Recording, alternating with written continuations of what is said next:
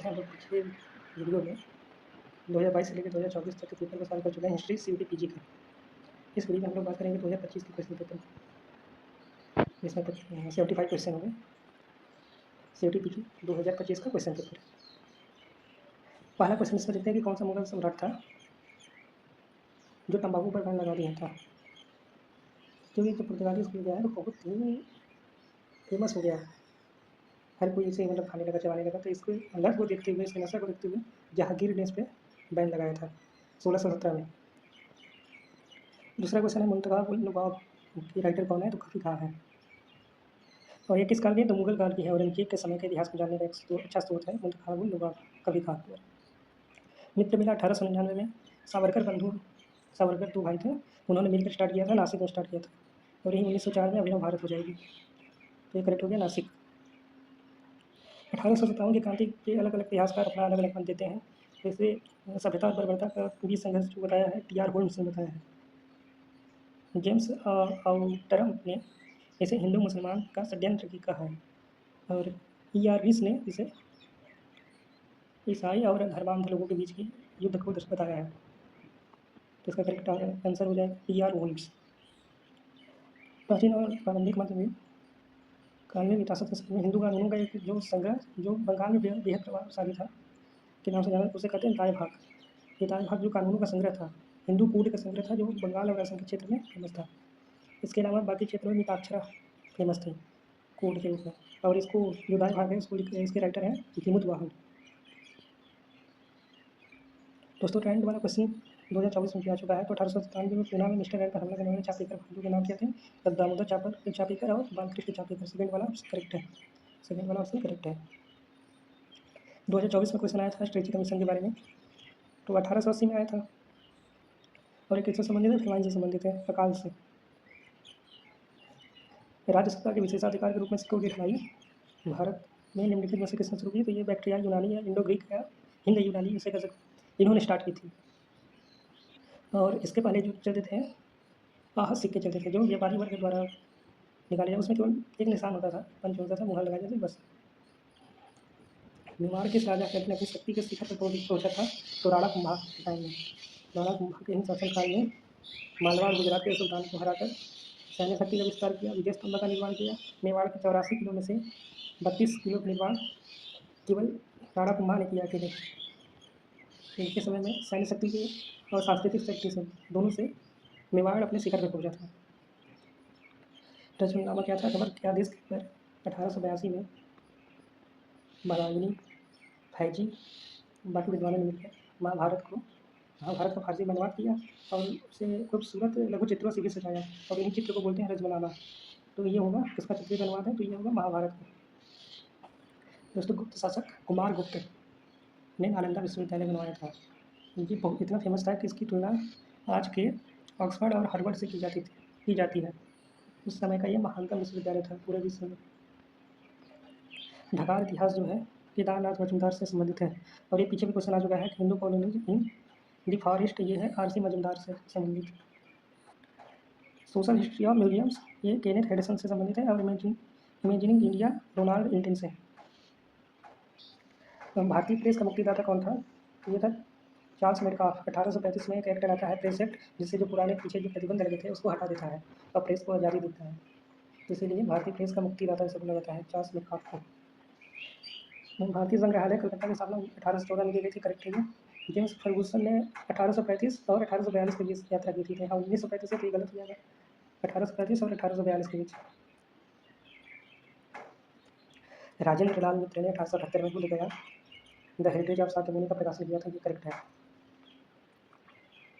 ट्रूवर act आया था 1878 में। इसके तहत जनता को नहीं, सरकार को किसी भी वस्तु को रखने का अधिकार मिल गया था। तो इसमें जनता दिया है तो जनता को नहीं मिला था, इसलिए ये वाला कथन भी गलत होगा। केवल ए और सी सही है, सेकंड वाला। Environment and ethnicity in India 1200 से 1991 नामक पुस्तक किसने लिखी है, तो सुमित गुहा का प्रमुख पुस्तक है, सुमित गुहा ने लिखी है।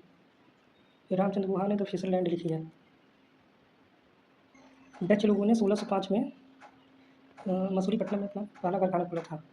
और 1605-6 के आसपास निजाम पाटन में भी कारखाने स्थापित किए थे। ये तो पहला वाला करेक्ट है। अंग्रेजों ने मराठों निजाम को हैदर के पक्ष से अलग कर दिया था। लीडर हैदर ने अंग्रेजों का सामना किया, लेकिन मुस्लिम स्थान पर हार का सामना करना पड़ा। ये सेकंड मैसूर युद्ध के बारे में। तीसरा पोर्ट नोवो में हार का सामना करना पड़ा। आयरकुट से हैदर अली हार गया था पोर्ट नोवो में 1781 में। सबसे पहले इसको क्रोनोलॉजिकल ऑर्डर में लगाना है। तो सबसे पहले तमिलनाडु में सुंदर मूर्ति 8वीं शताब्दी के आसपास, ये नैनार संत थे। फिर उसके बाद आया दादा गंज बक्स जो पंजाब में 11वीं शताब्दी के। उसके बाद महाराष्ट्र मुक्ताबाई 13वीं शताब्दी। और लास्ट में कबीर, कबीर का टाइम है 14वीं शताब्दी। पाटलिपुत्र की स्थापना किस काल में हुई थी? तो ईसा पूर्व 5वीं शताब्दी में हुई थी। यह अजातशत्रु का, हर एक वंश में एक अजातशत्रु था। अजातशत्रु का जो पुत्र था उदयन, उदयन ने राजगृह से राजधानी पाटलिपुत्र स्थानांतरित की थी। तो उसका समय था लगभग 460 ईस्वी। तो यह आएगा ईसा पूर्व 460 ईसा पूर्व। तो यह आएगा ईसा पूर्व 5वीं शताब्दी। मोहम्मद बिन कासिम ने किस वर्ष सिंध में पैर जमाया? तो 712 ईस्वी में सफल आक्रमण किया था दाहिर के खिलाफ। दाहिर सिंध का राजा था दाहिर, उसके खिलाफ 712 ईस्वी में। निम्नलिखित में से किस क्रांतिकारी नेता ने चिड़गांव शस्त्रागार पर आक्रमण किया? तो ये थे सूर्य सेन। ये 18 अप्रैल 1930 को चिड़गांव में शस्त्रागार में छापे मारे और उसे लूटा। पहाड़ी चित्रकार जो है कांगड़ा चित्रकला, ये 18वीं मुख्य विकास का 18वीं शताब्दी में हुआ था। तो संसार चंद्र, घमंड चंद्र और अनिरुद्ध चंद्र ने इसका संरक्षण किया, लेकिन रूपचंद्र 14वीं शताब्दी के थे, तो इन्होंने इसका संरक्षण किया। इसके टाइम के पहले के थे। तो करेक्ट ऑप्शन हो जाएगा, किसने नहीं किया, संरक्षक नहीं था, तो वो हो जाएगा रूपचंद। थर्ड वाला करेक्ट है। अलवार संत, अलवार जो 12 अलवार संत थे, इन्होंने 4000 तमिल कविताओं वाले 4000 तमिल कविताओं पदु वाले नालयीरा दिव्य प्रबंधन का तमिल वेद के रूप में वर्णित किया गया। दिव्य प्रबंधन जिसे तमिल वेद के रूप में भी जानते हैं, जो अलवारों की रचनाओं के प्रमुख संकलन में से एक था। इसको संकलन जो किया था नाथ मुनि ने 9वीं और 10वीं शताब्दी के बीच। जैसा समझ लेते हैं, दिव्य प्रबंध क्या है? अलवार का महाकाव्य है जो संकलित रूप में है। इसमें 4000 तमिल पद हैं और इसे तमिल का वेद के रूप में भी जानते हैं। इसका संकलन किया था 9वीं 10वीं शताब्दी में नाथ मुनि ने। जर्मनी ने पोलैंड पर आक्रमण किया जिससे द्वितीय विश्व युद्ध शुरू हुआ। यह था सितंबर 1939।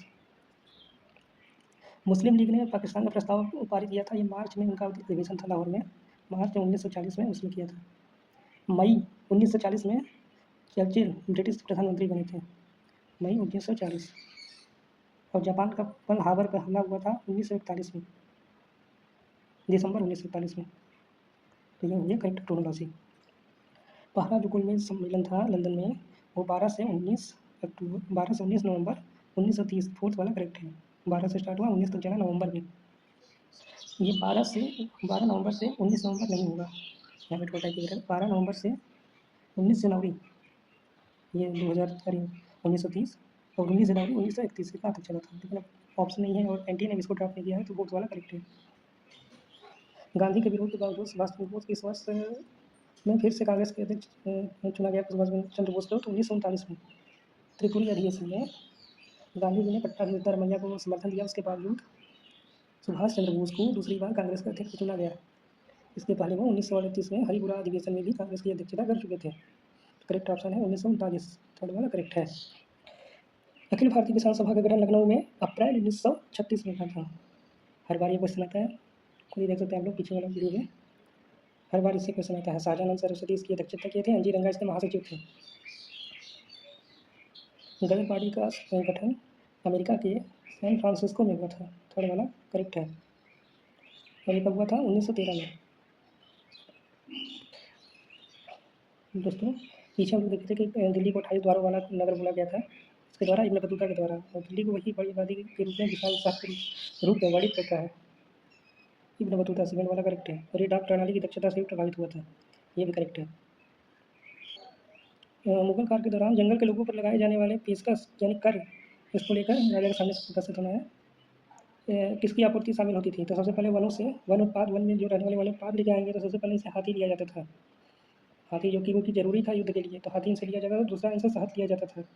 तो एनटीए ने, जबकि दो ऑप्शन सही है इसमें करेक्ट है, तो एनटीए ने अपने संशोधित आंसर की में इन दोनों ऑप्शन को करेक्ट माना है, हाथी को भी शहद को भी।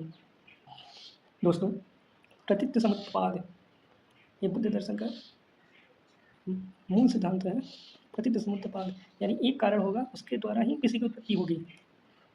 यानी कोई भी चीज़ अगर उत्पन्न होती है तो बिना कारण नहीं होती, किसी न किसी आश्रित, किसी न किसी कारण की वजह से उत्पन्न होती है, जिसे आश्रित उत्पत्ति का नियम कहते हैं। 1945-46 में दिल्ली के लाल किले में आज़ाद हिंद फौज के सैनिकों पर ऐतिहासिक मुकदमे चलाए गए थे, जिसमें शाहनवाज खान, पीके सहगल और गुलबख्श सिंह ढिल्लों को आरोपी बनाया गया था। जो टीबी सप्रू थे, ये जवाहरलाल नेहरू और भूला भाई देसाई के साथ इनके केस को, जो आईने पे जो आरोप लगा था, ट्रायल जो चल रहा था, उनके केस को लड़ रहे थे, उनके साइड से वकील थे। तो इसका करेक्ट ऑप्शन होगा टीबी सप्रू, जो कि आरोपी नहीं थे, एक वकील थे बचाव पक्ष के।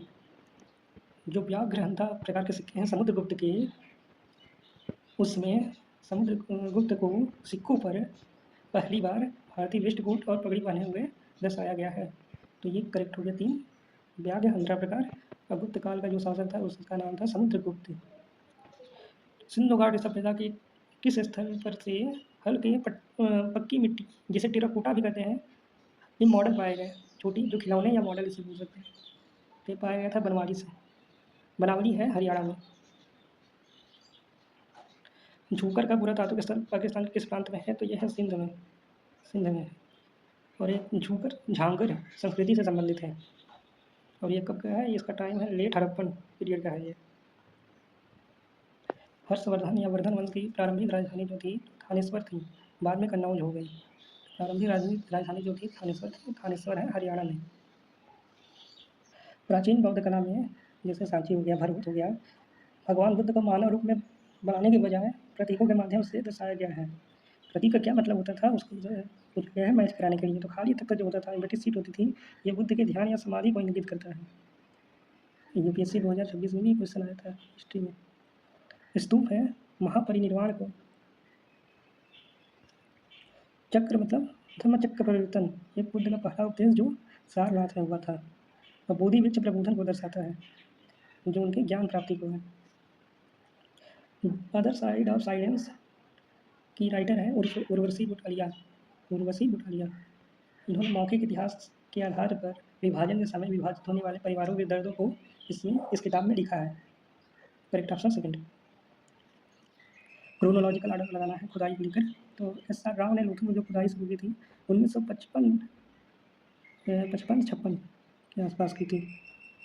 RS बिष्ट ने जो धुला बेटा में की थी 1990, ये 80 में क्वेश्चन आ चुका है, 1990 में। MS वत्स ने जो खुदाई की थी 1926 से 34 के दौरान की थी हड़प्पा की खुदाई। BB लाल और BK थापर ने कालीबंगा की जो खुदाई की थी 1961 से 1969 के बीच की थी। इसी के आधार पर आपको क्रोनोलॉजिकल आर्डर लगाना है। हिस्टोरिका बुक की जो रचना है वो हेरोडोटस ने की थी, और इसी से इतिहास लेखन की शुरुआत भी मानी जाती है। तो कुछ पितृसत्तात्मक लोग इतिहास का पिता इसको मानते हैं, इतिहास के पापा हेरोडोटस को।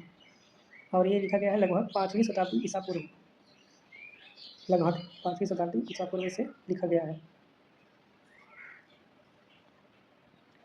स्वात घाटी जो वर्तमान में पाकिस्तान में है, वहाँ से बारी कोट अभिलेख प्राप्त हुआ है। तो बारी कोट अभिलेख जो है जयपाल देव का है। और जयपाल देव कौन थे?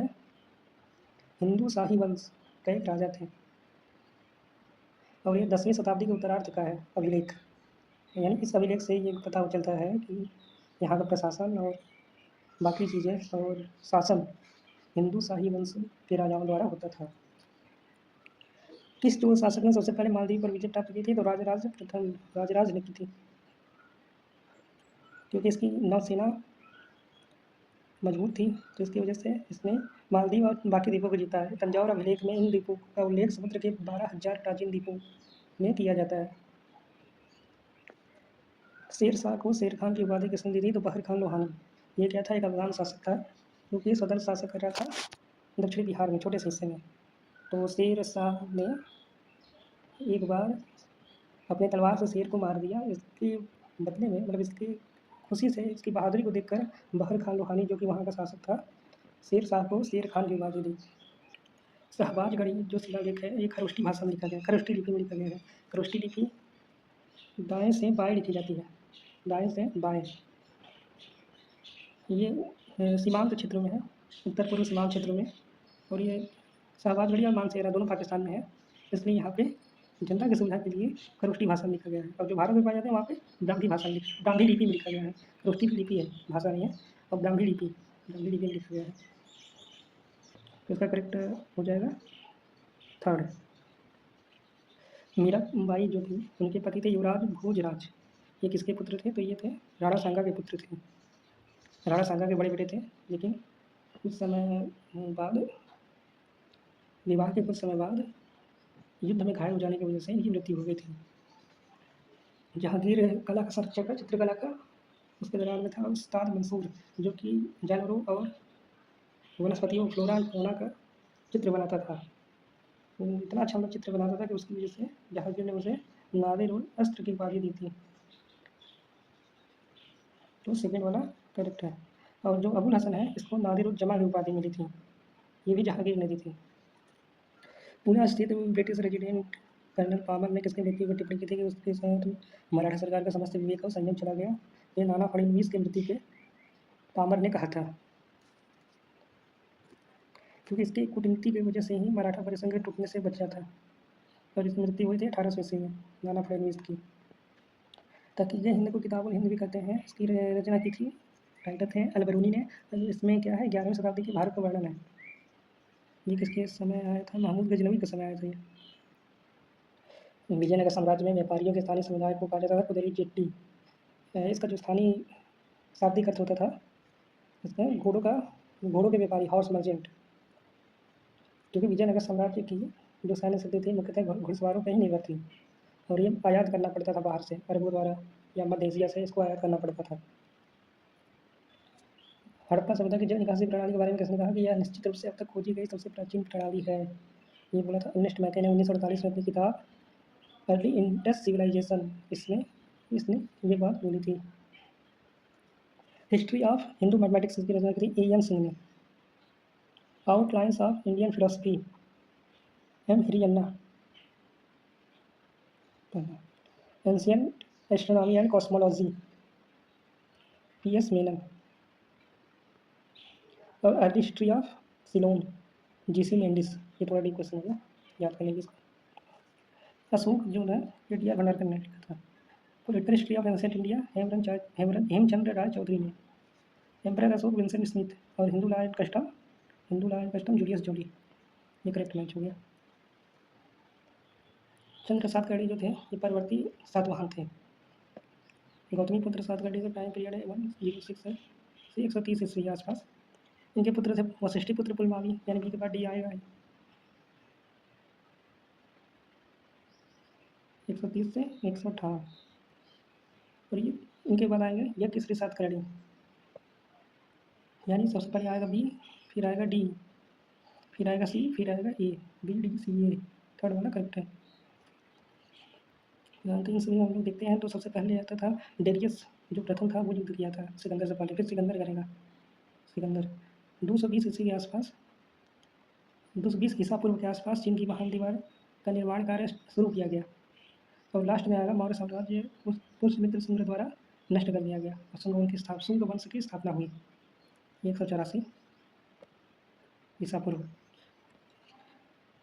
जो प्लिनी का नेचुरल हिस्ट्री है ये लगभग पहली शताब्दी की है, फर्स्ट सेंचुरी की। कटेशियस की इंडिका है 5वीं शताब्दी ईसा पूर्व की, 5वीं शताब्दी ईसा पूर्व की। टॉलमी की ज्योग्राफी है 150 ईसा पूर्व, 150 ईस्वी की लगभग।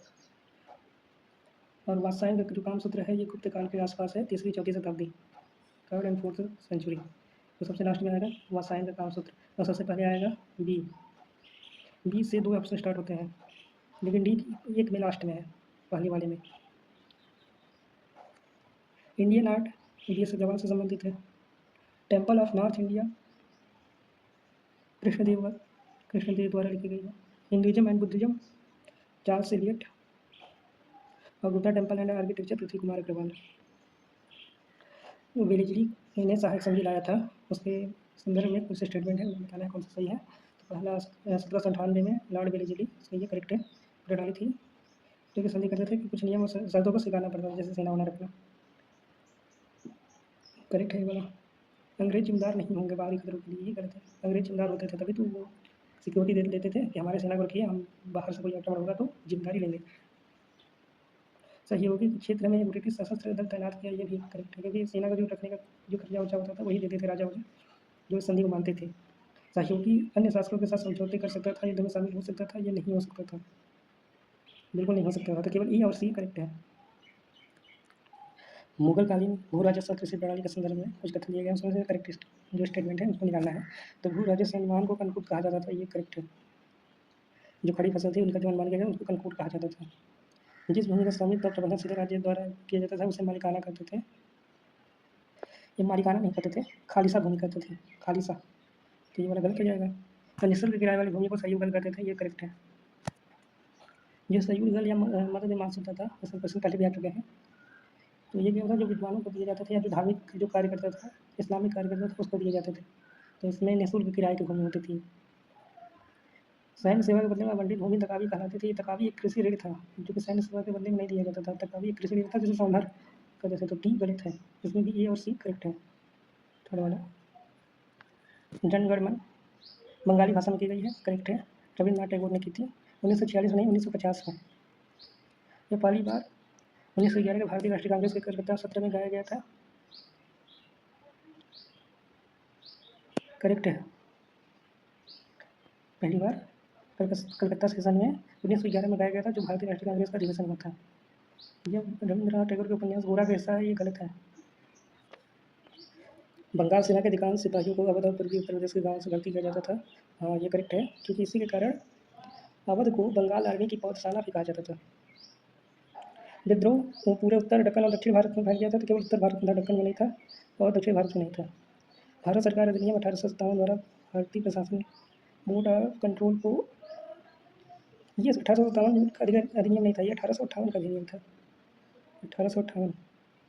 अब बोर्ड ऑफ कंट्रोल को नहीं दिया गया, ये सीधे इंग्लिश क्राउन को दे दिया गया, इंग्लैंड के महाराजा को दे दिया गया। ब्रिटिश समाचार पत्रों चित्रों ने उन ब्रिटिश नायकों का कीर्तिगान किया जिन्होंने अंग्रेजों को बच्चा पत्रों को दबाया और विद्रोहियों को सैतान के रूप में चर्चित किया। अभी हम लोग देखे थे टी आर होम्स, एक इतिहासकार जो ब्रिटेन के इतिहासकार थे, उन्होंने क्या कहा था कि ये सभ्यता और बर्बरता के बीच युद्ध है। ब्रिटिश सभ्य थे और जो आंदोलन करने वाले थे, जो विद्रोह करने वाले थे, वो बर्बर थे। तो इस तरह उन्होंने कीर्तिगान किया ब्रिटिशों का। तो ए और डी करेक्ट है। विजयनगर के मंदिर में वास्तुकला और प्रतीक जो दिए हैं उसका संबंध किससे है, उसको मैच कराना है। तो थोड़ा डीप क्वेश्चन है, नहीं आए तो उसको छोड़ दें, केवल माइनस मार्किंग है। जो महानवमी डिब्बा होता है, इसका मतलब होता है एक विशाल मंच से। कमल महल होता है परिषद कक्ष। विरूपाक्ष का मतलब होता है राज्य के संरक्षक देवता। और पंपा देवी है एक मातृ देवी, स्थानीय देवी माता। जो आदि ग्रंथ है वो सिख धर्म से संबंधित है, हिंदुओं से नहीं, ये गलत हो गया। अंजुमन एक सोसाइटी और संगठन होती है, अरबी भाषा है उसका, हिंदी में सोसाइटी होता है, एक सोसाइटी को कहते हैं अरबी में। अद्वैत ग्रंथ साहिब की पहली पुस्तक, ये गलत है। अद्वैत का होगा हिंदू के लिए एक दार्शनिक शब्द, तब सही होता। और आदि ग्रंथ ग्रंथ साहिब की पहली पुस्तक, तब सही होता। तो अंजुमन यहाँ पे सही है। और आश्रम होता है हिंदू के जीवन का एक चरण, 4 चरण में होते हैं। हिंदुओं का जीवन 4 चरणों में विभाजित किया गया है, प्रत्येक चरण को आश्रम बोलते हैं, अलग अलग आश्रम होते हैं, 4 प्रकार के आश्रम होते हैं। तो इसका बी और डी करेक्ट है, यानी ऑप्शन 1 करेक्ट है। उत्तर और सुदूर दक्षिण, जिसे नवलकम के रूप में जाना जाता है, के बीच सांस्कृतिक और आर्थिक संबंध थे, करेक्ट है, क्योंकि अशोक के शिलालेख भी मिले हैं, कौटिल्य भी कहता है, बाकी चीज़ें भी हैं। दक्षिण पथ सोने और मोती की आपूर्ति के लिए महत्वपूर्ण था, ये भी करेक्ट है। 2री शताब्दी ईसा पूर्व तक उत्तर पथ का महत्वपूर्ण था, गलत है, बहुत महत्वपूर्ण था। व्यापारियों और धर्म प्रचारकों द्वारा भौतिक संस्कृति दक्षिण से उत्तर की ओर लाई गई, ये भी गलत होगा, क्योंकि ये दक्षिण से उत्तर की नहीं, उत्तर से दक्षिण की ओर जो भौतिक संस्कृति यहाँ थी वो गई। उस समय नॉर्थ ज़्यादा सरप्लस में था, एग्रीकल्चर उसमें होता था, तो एग्रीकल्चर में नॉर्थ आगे था, वहाँ की भूमि ज़्यादा उपजाऊ थी। अकबरनामा है अकबर का इतिहास, तुझे बाबरी है बाबर की आत्मकथा, तबलाते अकबरी है मुगल काल पर ऐतिहासिक पुस्तक, और गुनियातुल मुगनिया ये भारतीय संगीत पर। जरीब जो होता था ये भूमापन और सर्वेक्षण के लिए। चाचर जो होता था वो खेती की 3-4 साल से खाली ज़मीन को बोला जाता था। और जो दाग होता था वो घोड़ों और जानवरों की ब्रांडिंग की जाती थी, दाग लगाया जाता था घोड़ों में। और हुंडी होता था एक एक्सचेंज, बिल ऑफ एक्सचेंज होता था, विनिमय का बिल होता था। रैयत का मतलब होता है किसान, बैंकर्स नहीं, बैंकर्स साहूकार से हमारी रैयत मतलब किसान। जो पाही होते थे वो स्थायी खेतिहर होते थे, ये अपने गांव के बजाय दूसरे गांव में जाकर खेती करते थे। जवाबित को जो कहा जाता है ये धर्मनिरपेक्ष कानून होते थे, ऐसा कानून जो धर्म के आधार पर न चले, स्टेट द्वारा बनाया गया हो, उसे बोलते थे जवाबित। जैसे भारत का कानून है वो धर्म के आधार पर नहीं है, संविधान के आधार पर है। श्राफ, श्राफ जो होते थे, सर्राफ इसे बोलते हैं सर्राफ, तो ये बैंकर्स होते थे, मुद्रा बदलने वाले होते थे, मुद्रा का विनिमय करते थे, ये भू राजस्व देने वाले नहीं थे। किसके अधीन मराठा राज्य कटक से अटक तक पहुंचा, तो ये है बालाजी बाजीराव। 1758 में पंजाब पर आक्रमण कर कटक से अटक तक पहुँचे। कटक कहाँ है? ये उड़ीसा में, और अटक है पंजाब में। अब अटक तक पहुँचने के कारण ही अहमद शाह अब्दाली 1761 में मराठों से युद्ध करता है, पानी का तृतीय युद्ध, जिससे जीवी मानेसन ने अपनी book the decisive battles of India में ये लिखा है कि ऐसा कोई युद्ध नहीं हुआ था जिसके परिणाम इतने व्यापक और इतने तात्कालिक और इतने स्थायी हों जितने की प्लासी की लड़ाई की थी।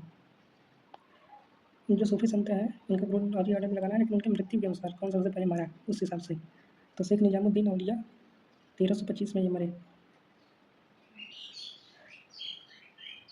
शेख नसीरुद्दीन 1356 में।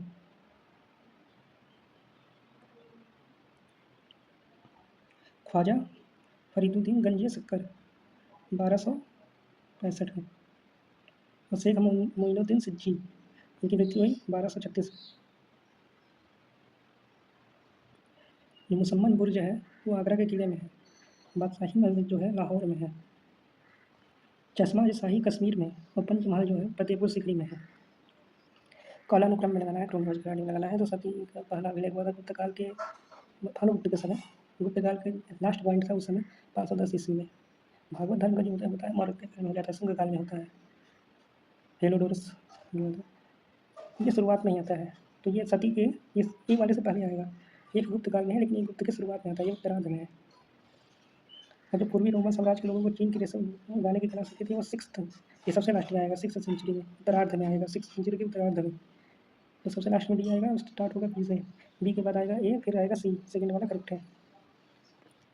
अकबर के संबंध में सही कथन बताना है, तो अकबर 1557 की दिल्ली के सिंहासन में बैठा, 1556 में बैठा था, तो ये पूरा गलत ही हो गया, आगे पढ़ने की क्या जरूरत ही है। 1570 में अकबर को अहमदाबाद और सूरत की विशाल समुद्री बंदरगाह पर कब्जा करने में भारी विरोध का सामना करना पड़ा, ये भी गलत है। अकबर का जो गुजरात अभियान हुआ था 1572-73 में हुआ था, तो ये दोनों गलत है। अब ये दोनों गलत हैं तो दो सही होंगे, तो सी और डी वैसे भी सही हो जाएगा, सी करेक्ट है और डी करेक्ट है। कुछ क्वेश्चन आ जाते हैं वर्ल्ड हिस्ट्री से, तो रूस की क्रांति से संबंधित है, तो बोल्शेविक और मेंशेविक की दो गुट रूसी इतिहास से संबंधित है, तो करेक्ट है। बोल्शेविक ये लेनिन वाला था। थर्ड राइख है हिटलर के अधीन सरकार को इंगित करता है, ये भी करेक्ट है। 1933 से 1945 तक जर्मनी के जो नाजी जर्मनी थी उसे कहा जाता था थर्ड राइख। फ्रांसीसी क्रांति 1789 में हुई थी, और सोवियत संघ का गठन हुआ था 1922 में, ये 1689 में, 1789। तो केवल ए और बी करेक्ट है। सबसे पहले बना हुमायूं का मकबरा 1565 से 1572, फिर बना बुलंद दरवाज़ा 1575, गुजरात विजय के उपलक्ष्य में इलाहाबाद का किला 1583, सब अकबर बना रहा है। सिकंदरा मकबरा जो अकबर का मकबरा है, ये 1605 से 1613, इसको आधा अकबर और आधा जहांगीर ने बनाया था। जो प्राचीनतम संस्कृत अभिलेख है ये है रुद्रदामन का जूनागढ़ अभिलेख, पहली शताब्दी, पहली या दूसरी शताब्दी उसके आसपास।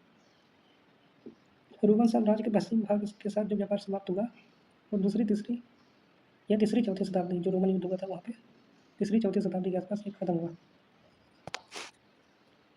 जो रेशम बुनकर थे वो मंदसौर पलायन कर गए 5वीं शताब्दी में। जैन ग्रंथ 18 प्रमुख जन समुदाय या राष्ट्रीयताओं के अस्तित्व का उल्लेख करते हैं। ये 6वीं शताब्दी में ये सीधे क्रोनोलॉजी में है कि सीधी क्रोनोलॉजी लगे हैं। तो इस तरह हम लोगों ने CUT 2025 के पूरे 75 क्वेश्चन को सॉल्व कर लिया है और हम लोगों ने 2022 से लेकर 2025 तक के पूरे क्वेश्चन पेपर को सॉल्व कर लिया है, AISC और हिस्ट्री दोनों की। और इसके PDF हम लोग टेलीग्राम में अपलोड कर देंगे। मिलते हैं अगले वीडियो में।